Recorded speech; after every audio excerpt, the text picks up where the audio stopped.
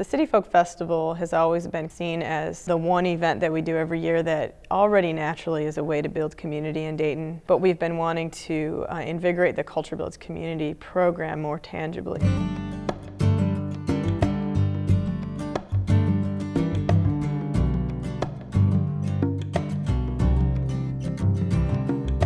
Culture builds community. It started in 2005 conceptually.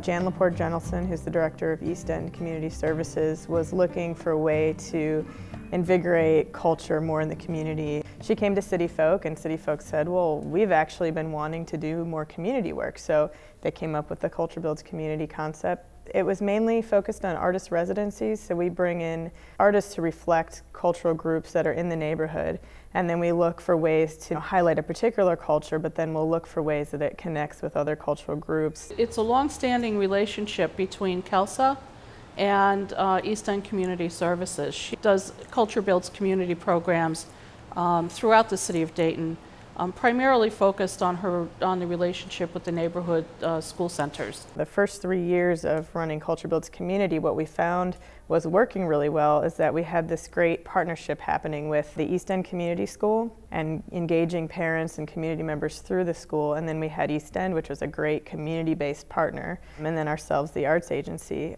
And the neighborhood school centers basically already had that structure happening in these other neighborhoods, and their whole goal was to outreach to the neighborhoods through the school. And we expanded through that project, and that's where we're at now. I got introduced through Kelsa from Cityfolk, and Kelsa, I had attended a lot of Kelsa's programming through the schools, participating with the Wakango dance troupe. And from there, I got introduced to Zoot Theatre.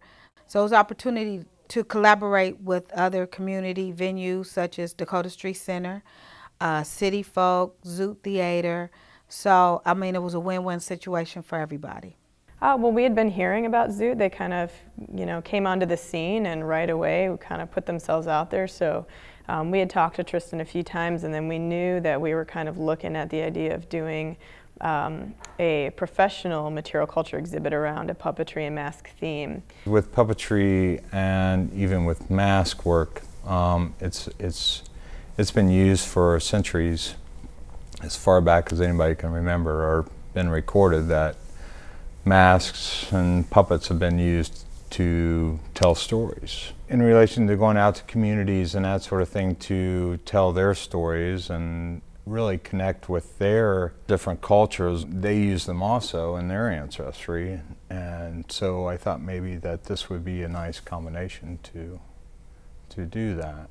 And then, a couple of years ago we started to do Culture Builds community projects tied in with that material culture theme. So, it was kind of a no-brainer to sit down with Tristan, and that was the thing that we really wanted to work with a local group. This was a conversation that started with Cityfolk, and basically they wanted to branch out. Mostly they do a lot of musical acts. They wanted to bring some live theater in. The project went into 3 different neighborhoods and brought together the community to come up with an idea of the plot of a play.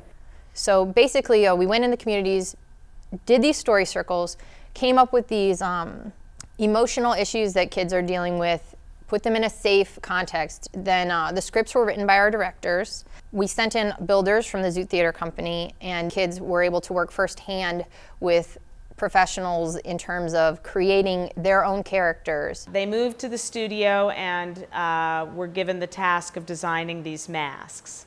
There they were, invested with their hands in paper mache and having models built on their faces so the masks would fit them. And the dirty parts of it, they were there. I mean, their hands were in every aspect. They were dyeing fabric, they were cutting patterns, they were working in clay, working in paper mache. It was amazing, actually. Then after we went through the building portion of it, they went into rehearsal.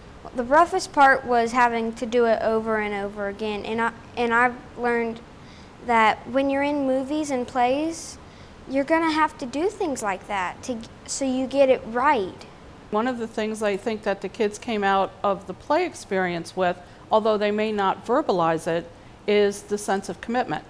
I don't think that they have that experience, especially the commitment piece of working on a project together for the whole of the group. But a lot of the children in a community like this really don't have a whole lot of experience seeing something through from the beginning to the end. That alone, you know, is a big deal. They saw a change in their kids. You know, we had some kids who had, you know, naturally the worst attitudes.